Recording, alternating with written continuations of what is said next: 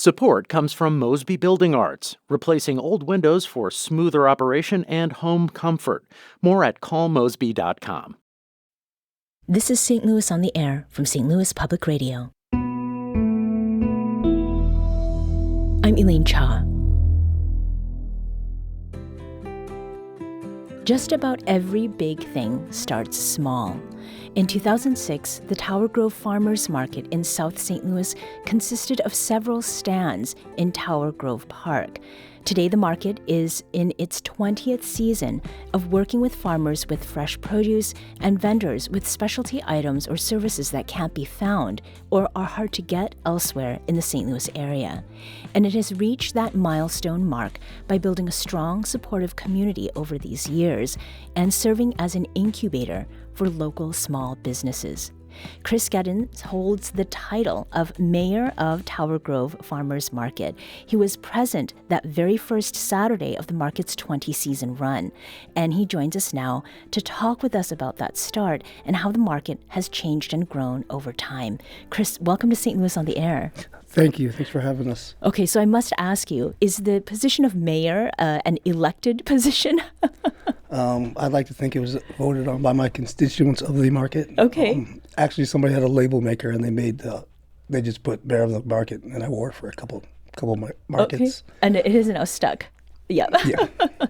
So, Chris, can you describe the opening of the Tower Grove Farmers Market in 2006? Like, where in the park it was happening, how many farmers there were? I want to say it was on that parking lot behind the Roman Pavilion by the tennis courts, and I want to say there was probably 20 vendors. We got there at like 5 o'clock in the morning, and I had no idea what to expect or really what I was doing. Okay. And you were there as an employee of the YMCA, right? Yes, at the time I was the community outreach director for the South City Y, and Farmers Market was about community and the Y was about community, and I found myself working on Saturdays. Yeah. I mean, is there something in particular about Tower Grove Park that made it the right place to do this? I think it's centrally located, and you can literally get to the market from Grand, from Arsenal, from Magnolia, and from Kings Highway. So it's just centrally located, and the park was very accepting and welcoming of us. Yeah. We'd like to invite you to join this conversation as well. Have you been to a farmer's market lately? What was your experience like? Give us a call at 314-382-8255. That's 314-382-TALK. You can also send us an email at talk@stlpr.org. So you started, Chris, as someone who was employed with the YMCA, and your full-time job is with River City Outdoors. Yep. How is it that you became more involved with the farmers market? So once I left the Y, I continued to do the market, and it became a part of my routine, my Saturday routine, and part of my life, and I just never left. Yeah. Were you going at 5 a.m. even after you were not with the Y anymore? Yes, yeah. We stayed on. I volunteered for a while, and then it turned into a paid position later on. Okay. But yeah. Yeah. It's actually the longest job I've ever held. Oh, wow. What is it that you see that early in the morning that other people, who come to the market don't get to witness? Well, the beauty of a park is as the city awakens, right? So we have seen foxes trying to catch geese. We have seen multiple raccoons. We've seen, anything that happens in the morning in a park, we've probably seen it or been a part of it. You've seen some people in really, really good moods, and then people who are just not morning people. Okay. That's certainly relatable. So the changes in the first 5 years, I'd like to hear a little bit about that, because that, I think, can often determine whether any kind of venture is going to fail or succeed. What was happening in those first 5 years, particularly with the farmers who were part of the Tower Grove Farmers Market? I think I think that what I would say, and this is continues to today, is that the market is and was more like a family. So we are always, we know what's going on with our farmers and as it relates to the community. So, a lot of our farmers will drive 2 or 3 hours from where they live to the city of St. Louis. So you get a real different, you get a different look at how people think of the city and how they arrive into the city. And then when they leave the city, they have a totally different thoughts of St. Louis. Because, if you don't live in St. Louis and you just watch the news, well, then you might think St. Louis has got a problem or two. Right, right. But if you spend a Saturday morning into the afternoon with some of the best people on the planet, your view changes very, very, very much. So not only did it help me better love and appreciate this great city, but I think people who had maybe ill feelings toward St. Louis and the city now appreciate it more, and even the people here. Right. So it almost is like an organizational ambassador in some ways.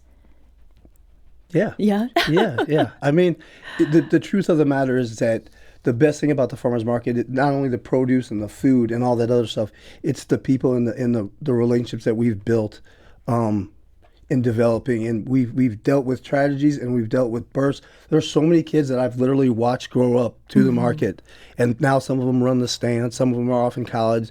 But it's really cool to be a part of that. Yeah.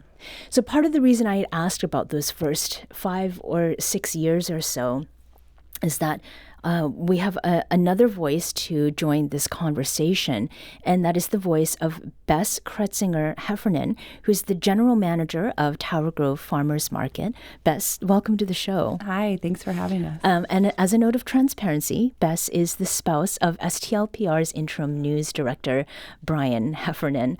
Now, 2011, Bess, is when you moved to St. Louis. Was it at that point that you first visited the Tower Grove Farmers Market, or was it a few years later? Yes. So I've had the privilege since 2011 of always living walking distance of Tower Grove Park. So Saturday mornings, the farmers market was always a part of my routine of not only getting to know St. Louis, but understanding my direct neighborhood and community. And what is it that you felt when you went there? I mean, I understand that you have some prior experience with a farmer's market elsewhere in Missouri. How did they compare? Ooh, great question. So back in college, I was at University of Missouri at Mizzou, and I worked for a bakery there. So I would stop through and pop up as a vendor at the Columbia Farmers Market. But to me, in general, the Tower Grove Farmers Market just always set this really great stage for, here are your neighbors, here's who you can find, here are like the best food that you can find in the area too. So, when I was younger with a tighter budget in particular, if I wasn't buying things directly, I was at least there to absorb my neighborhood and my community. Yeah. I think there is an idea out there that shopping at a farmer's market is more expensive than going to a regular market. What is it that you say to people who have that kind of idea, Chris? Well, I think it's what you're getting and who you're getting it from. So beef, if I go to a grocery store and I'm able to get some beef that I have no idea where it came from or what's been done to it, versus knowing the person who's raising the beef, they can tell me about the beef. We can have a conversation about said beef. That's how I describe why I think it's a good idea to purchase, and it's really cool because we're able to eat seasonally. And for the past 10 or 12 years, and I'm not going to lie, I don't eat as many vegetables in the winter as I do during the summertime. Right. But I do have a greater appreciation for vegetables. I'm just too lazy to can or to freeze things. But there's ways that you can extend that kind of thing. But right. I really think getting things fresh literally from the hands that grew them is a powerful testimony. Yeah. So for those who have never been to the Tower Grove Farmers Market, and I myself visited quite some time ago when I did live closer to there, what is it like? How do you describe it in terms of, what it's like and what is for sale there, Bess? Yes. So Saturdays have grown to be such a large event that there's a little bit of everything. So we have a whole area of the market that's dedicated to our farmers, both our meat farmers. We also have some Alaskan fish as well, but produce, plant starts. And if you want that area, you can really just be just with the farmers. Then we have a whole nother area as you get closer to the music, where Twang Fest is putting on a concert series every Saturday. We have a whole area with artisans. That's where you can really find, these local makers and producers. And then behind the Roman Pavilion is we have this whole food court area. So that's where you can experience hot food as well as local producers, people who are using food and buying meat, eggs, produce from the farmers and turning them into really great dishes too. So this sounds like it's more than a place where people are going to buy things. They're going for an experience. You've mentioned Twang Fest, so there's music. When we think about what goes into making this happen every Saturday over a several-month period each year, what are some of the challenges that have come up that you have observed, Chris? Well, I think communication has been key, and anytime there's any type of interruption in said communication, you might see a hiccup. A lot of times, we as staff may have made a terribly big mistake, but because of the power of teamwork and the way we're able to move internally, we're the only ones that know that anything has went wrong at all. Right. So I think just the communication and teamwork and the power of team. I talk to Bess probably 3 to 5 times a week, and that's before we've gotten to Saturday. And it may be about the market, and it may be just because we're pretty good friends. Yeah. I think that's it. And we have a pretty good understanding of, Chris, these are your strengths, these are Beth's strengths, and so on down the line. And we're allowed to lean on those strengths, and we know that, hey, Bess, you're really good at talking. Go talk to this person. I'm going to tag you in. Right. So I think that's where we thrive. Right. So, Bess, you've joined the team, the Tower Grove Farmers Market team, relatively recently, but you have had a career in doing consulting for restaurants that are just starting out and just work in the food and hospitality business. What do you think about some of those challenges and what Chris has described as sort of the ethic, the work ethic that's involved in making sure each Saturday things kind of happen, rain or shine? Yes. I mean, it's easy to sit here and talk about yourself and your own experiences, but I would want to take a moment to also talk about the vendors, the producers, the artisans, the farmers, because they show up with just as much, if not more, dedication than our team. They're, like Chris said earlier, they're commuting 2 hours just to come to St. Louis. They're prepping all week, whether that's harvesting vegetables or preparing their breakfast sausage for their sandwiches that they're going to make, or even making all their jams or other things that, they're banking on having the market. So it's really easy for our team to come through and say, we will do everything we can to see the success of this market. And even when it's raining, we're going to be there so that our shoppers can come out, because our vendors give us all the dedication in the world. So we have to give them the platform for it. Yeah. Well, and this 20th season has begun with quite a bit of rain, right? An unbelievable amount. Yes. So, this will be a quick plug for all the shoppers who have come out in their rain boots and their umbrellas, watched our social media to see, are we still open? We are. Okay, let's go. They put their jackets on their dogs. They come out. We see you, and we're so happy that you are just as dedicated to local food and products as well. And jackets on their dogs as well as on themselves, Yes. just to put a finer point on that. So something that I do want to ask about here, the farmers market started in 2006, but this is called the 20th season.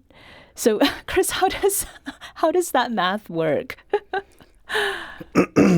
I think the planning actually started in 25. I'm sure it started in 25 or 2005. Okay. So, yeah. So that's the math. I've been questioned about it. It sounds cooler if I say, yeah, I've been here for 20 years. Doesn't that sound, it sounds better than 20 seasons. So we're going to go with it. Next year we'll have another celebration.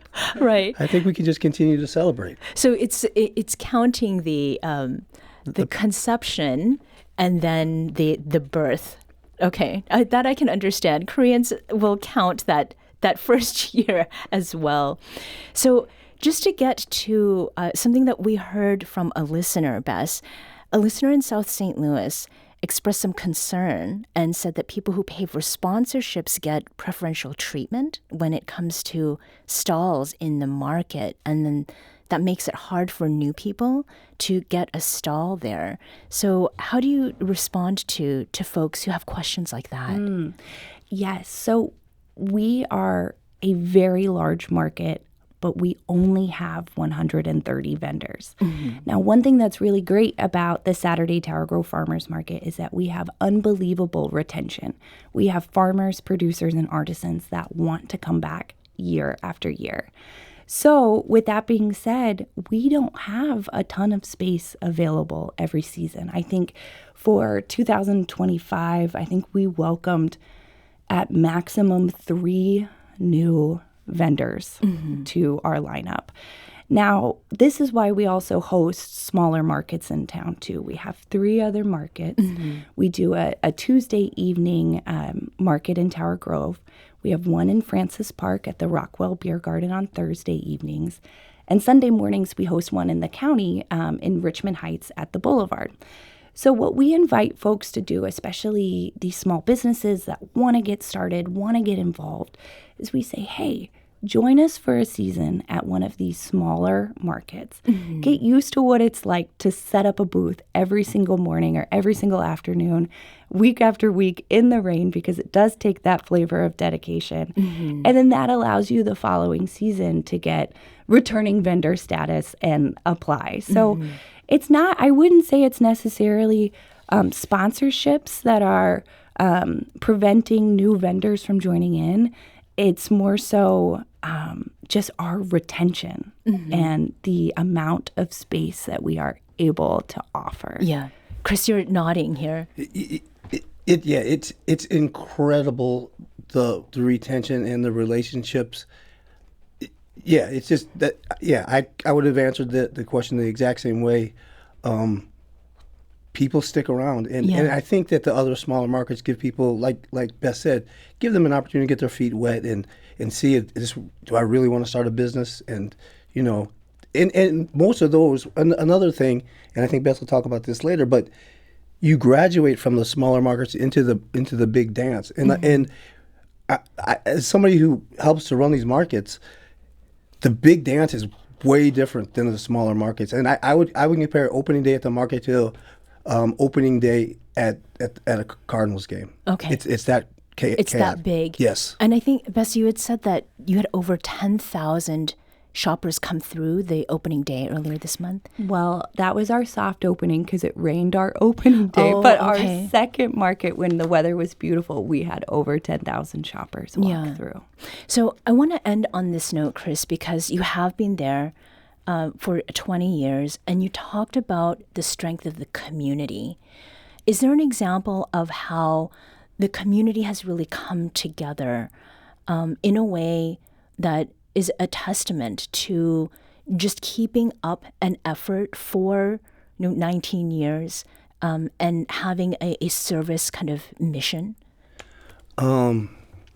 So the market as a community, i.e. vendors, have it is unbelievable how supportive they are. I mentioned to you yesterday, I had a terrible, terrible tragedy personally. And the farmers still to this day, this was 10 years ago, the farmers still today check in on me, give me hugs. And it's not just me. We lost a vendor late last year. And people who used to vend at the farmers market who are no longer vending came to the to the ceremony, and it was really beautiful to see that people who I knew 15 years ago came to just to show their respect for a fallen farmer. Yeah. Well, we also got a call from Jay in St. Louis, and we don't have time to take the call, but I want to share his comment. He said that Tower Grove Farmers Market is bursting with energy, and he met his wife there. So I think that this is a beautiful way to end the conversation today about Tower Grove Farmers Market, and it's now a 20th season. Chris Geden is the mayor of Tower Grove Farmers Market, and Bess Kretsinger Heffernan is the Tower Grove Farmers Market general manager. Bess and Chris, thank you so much for joining us today. Thank you. Thank you. This episode was produced by Elaine Shaw.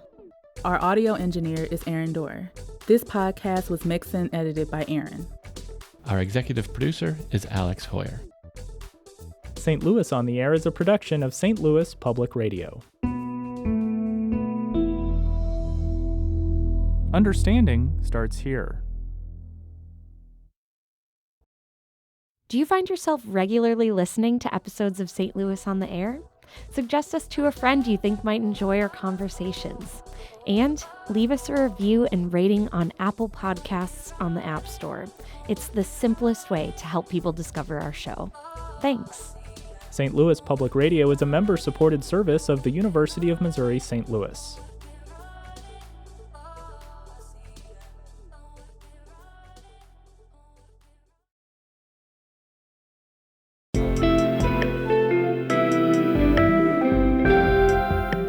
The Gateway brings you the day's news each weekday from around the St. Louis region and the state capitals in Jefferson City. Our schools are accredited. We don't need this bill. And Springfield. How many more years must pass before lawmakers see time is of the essence? I'm Abby Larico. Join me each weekday for The Gateway on the STLPR app or wherever you get podcasts.